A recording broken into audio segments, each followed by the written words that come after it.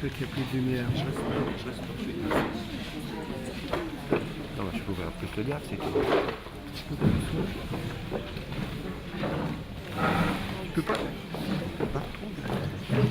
Bon, alors d'abord, tout le collectif des 39 vous remercie d'être avec nous. Vous êtes levés bien tôt ce matin, un dimanche. Merci d'être là. Merci à la parole errante de nous accueillir une nouvelle fois dans leur bel endroit. Pourquoi un groupe Enfance des 39? Depuis 2 ans, des professionnels, des soignants, des éducateurs, des travailleurs sociaux, des familles d'enfants très en difficulté, des enseignants nous ont rejoints pour réfléchir sur le traitement dont les enfants, enfin la façon dont on traitait les enfants dans les écoles, dans les crèches, dans tous les lieux d'accueil. Et on se questionne sur les nouvelles formes de sociabilité des enfants et de socialisation des enfants. Donc, au sein des 39, on a fait un groupe et depuis 2 ans, on se réunit. On travaille sur la notion de quel avenir pour les enfants, quel avenir pour l'enfance de l'humanité. Sommes-nous toujours dans le registre de la prévention ou bien sentons-nous quelque chose de la prédiction qui ne peut que nous inquiéter? Donc c'est à partir du discours que l'ancien président de la République avait fait fin 2008 que nous nous étions retrouvés ici déjà la parole errante pour un premier meeting contre la nuit sécuritaire. Et depuis 2008, nous nous retrouvons tous les mois pour réfléchir ensemble parce que effectivement ce discours économique néolibéral montre de plus en plus une incapacité structurelle à pouvoir soutenir les liens de solidarité entre les classes sociales, entre les générations, avec les gens qui viennent d'ailleurs ou qui sont venus d'ailleurs et leurs descendants. Donc depuis 2008, il y a quelque chose de la peur qui nous a affectés, puisque ce discours de Sarkozy mélangeait dangereusement la question de la folie avec la dangerosité, voire avec la criminalité. Et cette façon de mettre les gens dans la peur, eh bien ça amoindrit notre devoir et notre devoir, même je dirais plus notre pouvoir de penser. Qu'est-ce qui fait société aujourd'hui? C'était un désir d'amitié qui nous avait réunis ici en 2009. Nous étions très nombreux et nous avions conjugué hospitalité et résistance. Et aujourd'hui, c'est encore la même question qui nous rassemble pour essayer d'entendre comment nous pouvons nous mobiliser. Alors, un meeting politique, parce que prendre soin de la construction de la dimension humaine n'est plus à considérer comme une préoccupation bourgeoise et que nous devons penser l'intérêt général en pensant la question de la démocratie. Un meeting poétique, eh bien parce que la poésie et la création sont le propre des enfants et que c'est toujours avec poésie et inventivité qu'ils tentent de donner sens à ce qu'ils vivent et à ce qui leur échappe. Ces mutations d'organisation de l'ordre social, ces attaques permanentes à ce que parler veut dire, nous bouleversent et nous bousculent avec une grande violence. Tous, que nous soyons petits et grands. Donc nous nous sentons réquisitionnés pour nous engager politiquement, car il me semble que nous sommes dans une période de refondation qui sollicite l'imaginaire de la relation, et bien évidemment, sur ce point, les enfants peuvent nous enseigner. Alors je vais vous énumérer un peu par quoi nous sommes passés dans les questions qui nous ont travaillé. Évidemment, c'est parce que tous les services qui accueillent les enfants sont débordés ou sont fermés, que ce soit les crèches, que ce soit les PMI, que ce soit les CMP, les CMPP, les IME, les IMPRO, les hôpitaux de jour, tous les personnes qui travaillent là, alors que leur métier c'est d'accueillir et accompagner, subissent cette logique gestionnaire de rentabilité à court terme. Dire aux familles, nous ne pouvons pas prendre en compte votre demande, ou les faire attendre 12 à 18 mois pour un premier rendez-vous, ou les recevoir rapidement et ne fixer que le rendez-vous suivant que un an après, c'est inacceptable. De même, l'État, qui est en train de nous imposer des nouvelles modalités de pratique, génère de profonds malaises que nous voulons transformer ici en combat solidaire. Pour accueillir ce qui nous déborde, pour accueillir ce qui nous fait peur par rapport à cette destruction massive des services publics et de nos métiers. Qu'est-ce qu'on peut faire d'autre que de se rassembler et parler et penser ensemble? Donc une mobilisation solidaire nous semble le meilleur remède contre la déprime, voire la honte, pour ne pas démissionner psychiquement ou politiquement. Car même si le martèlement permanent de la mondialisation pourrait nous faire croire que nous sommes impuissants, eh bien nous maintenons contre l'effondrement potentiel notre colère et nous gardons l'espoir en guise d'utopie. Un groupe enfance aussi pour se demander à quel ordre veut-on nous soumettre pour ne plus penser l'enfance qu'en termes de handicap, de dysfonctionnement, de danger ou de racaille ou d'exclusion. Parce que tous les professionnels qui sont ici et qui travaillent avec les enfants connaissent cette vivacité des enfants, cette ténacité à vouloir déranger pour se faire connaître, entendre, reconnaître. Et nous avons à dénoncer ensemble les instances bureaucratiques qui fixent les symptômes des enfants au lieu d'en prendre soin. Donc durant cette journée, il y aura 2 tables rondes pour rendre compte de cette nouvelle fabrique de l'humain prescrite par les dites normes sous couvert de dépistage précoce et aussi cette imposture qui place l'enfant au centre du projet de l'établissement parce que c'est écrit dans tous les textes, mais en réalité ce n'est pas vrai. L'enfance, c'est pour nous le temps des pourquoi. Et ce temps, ça décrète la reconnaissance d'un besoin de compréhension aussi vital que celui de se nourrir et de rêver. Et c'est pourquoi des enfants nous donnent à ne jamais oublier, comme l'écrivait Robert Antelme dans son texte magnifique, l'espèce humaine, dans quel univers meurtrier nous pouvons nous trouver quand il n'y a plus d'espace au pourquoi. Donc, nous sommes l'unique espèce vivante à pouvoir anticiper demain. L'enfance est devenue trop souvent la métaphore d'un futur sans promesse d'avenir, autre qu'une soumission à l'ordre du marché ou à son exclusion. Cette mise à mal de l'enfance n'est pas nouvelle. Elle est cependant devenue un enjeu politique radical dans la mesure où elle veut nous faire adhérer à une prédictibilité qui est créée de toutes pièces par des enjeux purement comptables et technocratiques. Et puis aussi un groupe enfance parce que nous savons que l'enfant se construit dans le mouvement même du langage. Chacun intériorise les valeurs dominantes des discours ambiants qui vont déterminer ses orientations. Et les enfants sont encore plus sensibles que nous pour s'identifier à leurs dépens aux paroles qui veulent les épingler d'une façon arbitraire ou les réduire à un trait, alors qu'ils nous invitent à apprendre à tisser avec l'autre. Ces bombardements de diagnostics à l'emporte-pièce qui les privent de soins et qui fichent ce qu'ils cherchent à se dire au travers de ce qui leur est transmis est cette véritable machinerie à effacer l'enfance.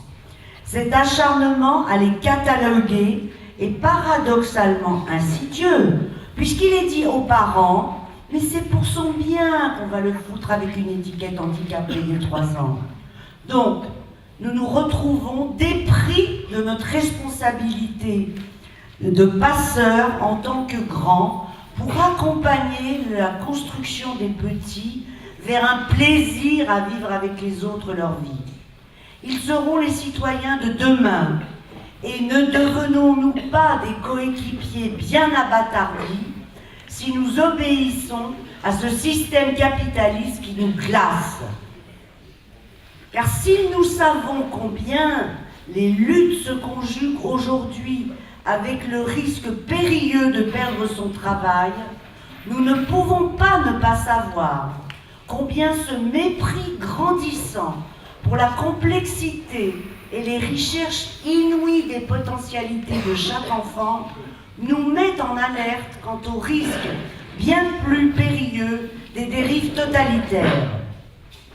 Abuser de leur dépendance aux paroles et au vouloir des grands, en détournant leur légitime difficulté à grandir dans cet état affolant du monde, en les traitant par des techniques de dressage ou par une médicamentation abusive comme une matière malléable à merci, ça les abîme et ça fomente pour demain une violence inoubliable dont nous serons comptables si nous nous laissons faire. Alors demandons-nous ensemble que sont devenues nos capacités d'écoute, d'accueil, d'hospitalité lorsqu'un enfant proteste par rapport aux exigences folles de notre temps, quand de plus en plus nombreux, ils ne trouvent pas d'autre voie pour se faire entendre qu'en provoquant en nous une violence fantastique meurtrière. On a envie de lui dire, mais qui crève, on n'en peut plus. C'est un rejet que nous ne pouvons cependant pas dénier, puisque ce rejet attaque les fondations de notre propre enfance, perdue mais ineffaçable, puisque nous travaillons à partir de notre enfance. Vous me suivez? Oui.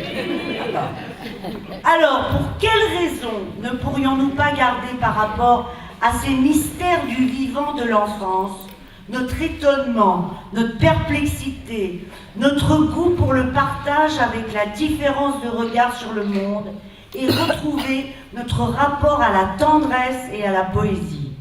Question. Car ils nous mettent, les enfants, à l'épreuve, parfois de façon tout à fait inaugurale ou inédite, de devoir, pour chacun, en place de grand, apprendre à traduire l'autre, celui qui n'est pas comme l'idée que l'on se fait de soi. Tous les enfants qui dérogent aux consignes actuellement, mais surtout ceux des classes sociales modestes et pauvres, eh bien, ils sont traités comme le pouvoir en place traite ceux qui cherchent abri, refuge ou ancrage. Les violences pulsionnelles incontournables de l'enfance sont exploitées ou traficotées par la violence d'un monde qui préfère se gaver et détruire au lieu de se laisser traverser et creuser par les liens de pensée et d'amitié qu'offrent les rencontres.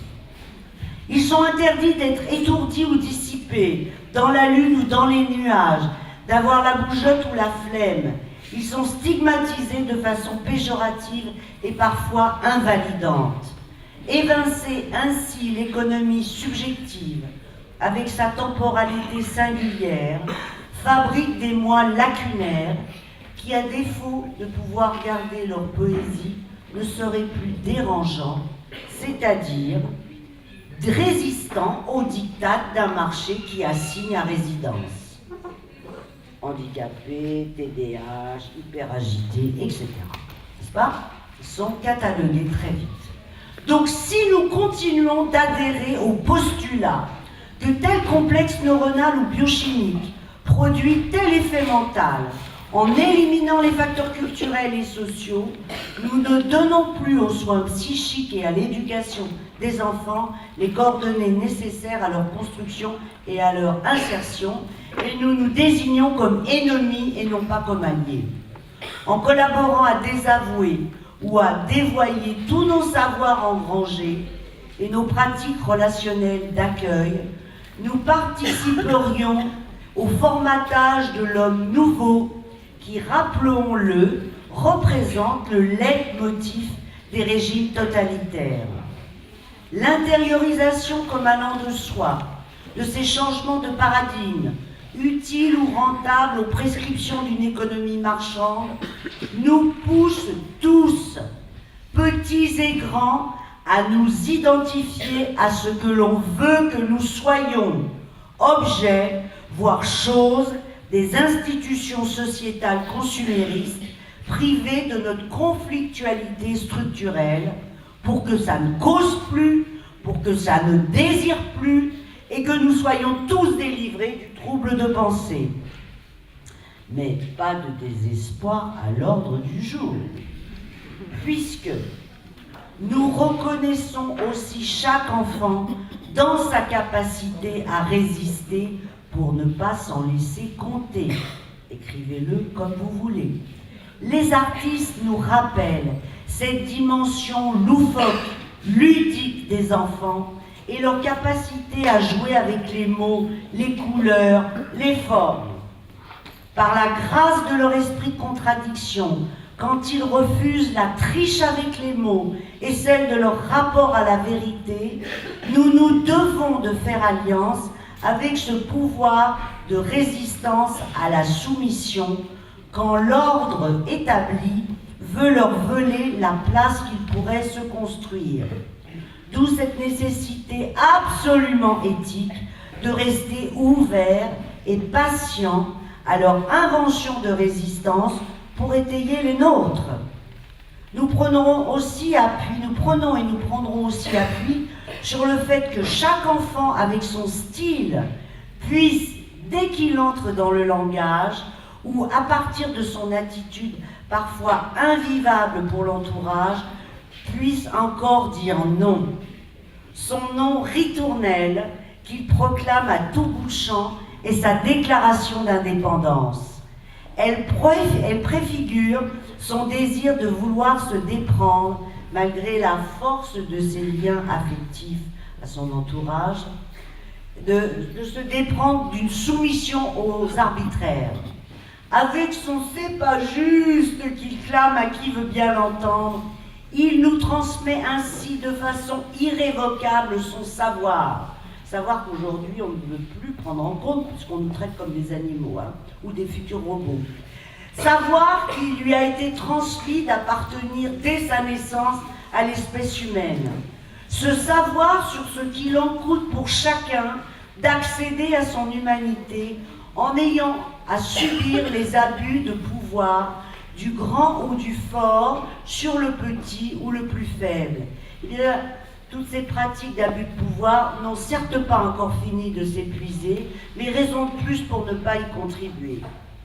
Nous sentons tous combien nos sociétés dites démocratiques sécrètent un pouvoir délictueux exercé par les plus nantis qui font figure de forts ou de méritants, alors que ce sont de véritables salopards qui génèrent avec la plus grande irresponsabilité humiliation et blessures, tant leur féroce hostilité aux processus les plus valeureux de l'humanisation est manifeste. Ces soi-disant grands qui veulent programmer nos vies et surtout la vie des petits ne projettent-ils pas sur eux l'hyperagitation, l'agressivité et les troubles cognitifs dont ils sont eux-mêmes affligés? Bien sûr qu'il existe toujours des modalités qui résistent et résisteront, des modalités d'être qui résisteront à notre entendement. Mais il existe encore des lieux institutionnels de résistance où des professionnels luttent en bonne intelligence avec les potentialités créatives et la tendresse de chaque enfant.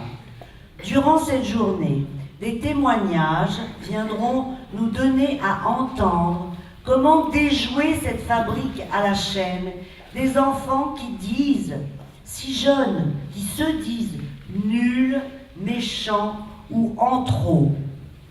Alors, et ça c'est ma conclusion, quand ce qui échappe, quand ce qui n'est pas contrôlable et encore moins gérable se trouve à vouloir être contrôlé et chiffré par les directives actuelles, quand la force de ce qui est vu ou signalé vient étouffer ce qui peut être entendu et pensé, quand le biologisme retrouve net avantage et que le mot devient l'équivalent de la chose, quand le virtuel prend le pas sur le principe de réalité, l'écran numérique sur la présence réelle et l'économie sur le politique, quand le pouce à la consommation devient un pouce au crime, quand les enseignants accueillent les enfants en classe de 6e en leur disant « avec 5 millions de chômeurs, on ne vous attend pas » et qu'ils n'écrivent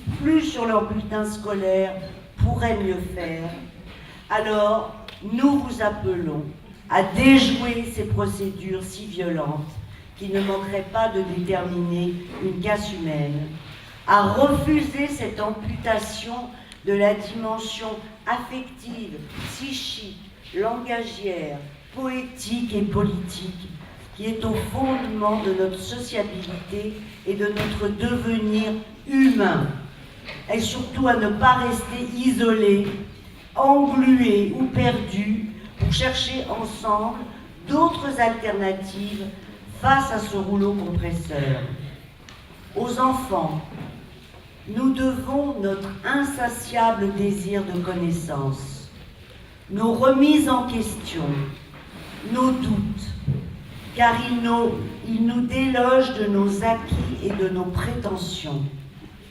Entre notre silence ou leur désaffectation, induite par la soumission et l'exclusion, nous avons aujourd'hui ensemble à organiser nos moyens collectifs de résistance et de pensée et de création pour ouvrir auprès des enfants d'autres voies que nous ne puissions jamais avoir à redire « on ne savait pas ». Je vous remercie.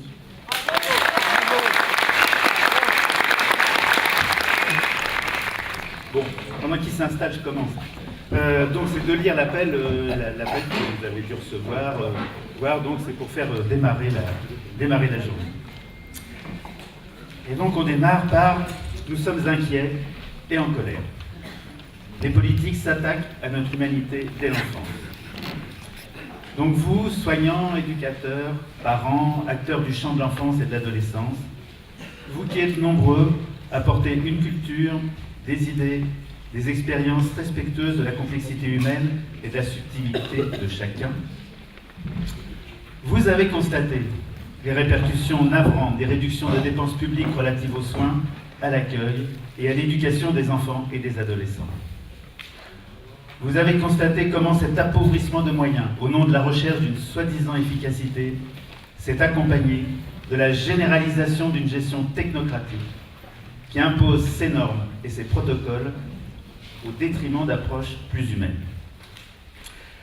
Vous avez observé comment la volonté de réduire les coûts sans concertation et sans discernement a favorisé la privatisation de lieux d'accueil et de soins, avec le risque d'être orienté par la recherche unique de profit financier. Vous avez, vous aussi, subi cette pression de rentabilité qui entrave, voire qui détruit, les pratiques originales développées depuis des décennies dans le champ de l'enfance et de l'adolescence. Vous avez constaté que l'expérience qui a montré toute l'importance d'avoir du temps et des lieux pour accueillir, écouter, réfléchir à plusieurs, formuler des hypothèses de travail et de soins au cas par cas, sont contredites par des injonctions simplificatrices. Vous savez que de prétendues découvertes scientifiques nous sont imposées par des logiques d'intérêt financier. Vous avez éprouvé le sentiment d'être ligoté dans vos efforts pour penser, travailler, inventer les formes les plus justes pour aider un bébé, un enfant, un adolescent à grandir, à nommer ce qui déchire ou l'inhibe, à comprendre ses difficultés propres, à apaiser ses contradictions internes, à trouver sa place dans sa famille et dans un cercle plus large.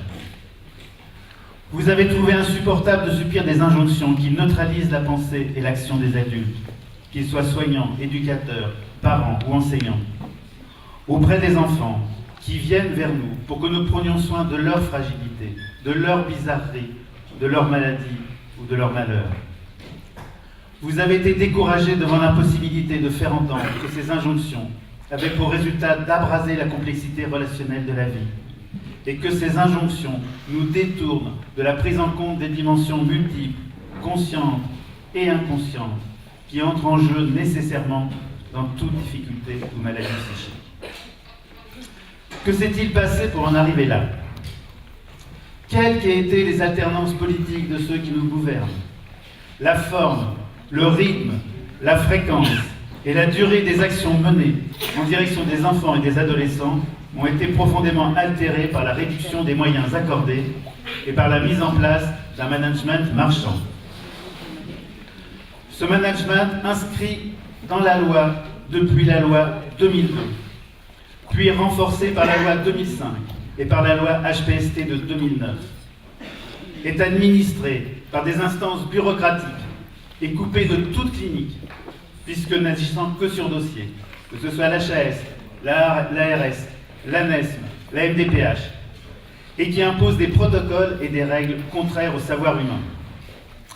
Ces transformations sont les conséquences conceptuelles et pratiques de l'idéologie néolibérale qui gouverne l'organisation capitaliste de la production industrielle, auxquelles les notions de rentabilité et d'évaluation sont rattachées. Cette idéologie a progressivement infiltré les domaines de l'enseignement, de la formation, de la culture et de la santé.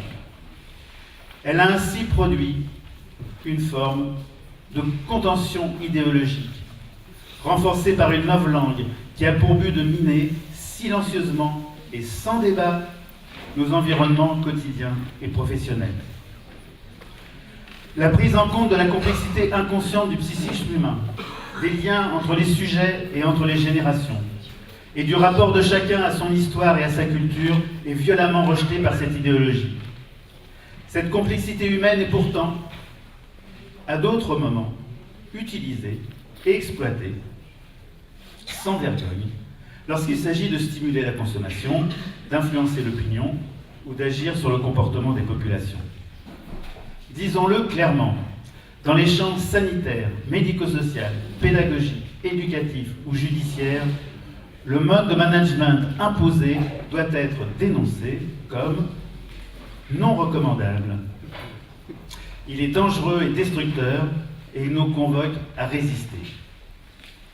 Nous n'acceptons pas l'évacuation de la souffrance psychique dans les notions ambiguës de troubles, telles que le propose le DSM-5, ou de handicap, tels que l'impose la MDPH. L'invasion dans la pratique clinique des actes administratifs et des pseudo-évaluations, avec pour conséquence directe la réduction du temps consacré aux enfants et à leurs familles.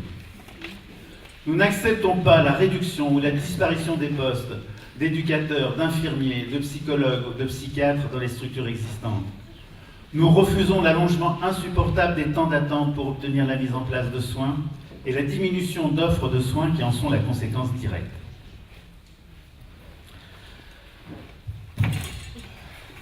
Pardon. Nous n'acceptons pas l'alourdissement du nombre de suivis à assurer par chaque professionnel et l'épuisement professionnel qui s'ensuit. Nous n'acceptons pas la mise en danger des CLPP par leur fusion dans des CEPOM, contrats pluriannuels d'objectifs et de moyens, entités de gestion au risque de se perdre, la proximité limitant l'accès aux soins, la liberté même des soins, la double direction pédagogique et médicale, etc. Nous n'acceptons pas la dissolution des secteurs de pédopsychiatrie dans les GHT, les groupes hospitaliers de territoire, rendant impossible la proximité nécessaire, réduisant et précarisant les équipes, détruisant les partenariats. Nous n'acceptons pas la réduction comme peau de chagrin de l'offre de la PMI aux familles en perdant son âme dans des tâches plus administratives que d'accueil et de soins. Nous n'acceptons pas le manque criant de moyens accordés par les conseils départementaux à l'ASE, l'aide sociale à l'enfance, qui aboutit à des trucs qu'on constate tous les jours, à des maltraitances institutionnelles, à des abandons de situation, à des suivis éducatifs qui n'en ont que le nom, et à ce que la prévention se réduise de plus en plus souvent à des informations préoccupantes. Nous refusons ces volontés d'emprise et de management qui conduisent à escamoter le temps de l'enfance et qui attaquent notre humanité. Nous affirmons que rien n'est inéluctable. Débattre, résister individuellement et collectivement, créer de nouvelles alternatives devient un impératif absolu. Il en va du devenir des enfants, du devenir de nos métiers, du devenir de nos pratiques qui donnent aux mots, sujet, parole, histoire, leur sens. Arrêtons de nous taire, partout, résistons, inventons.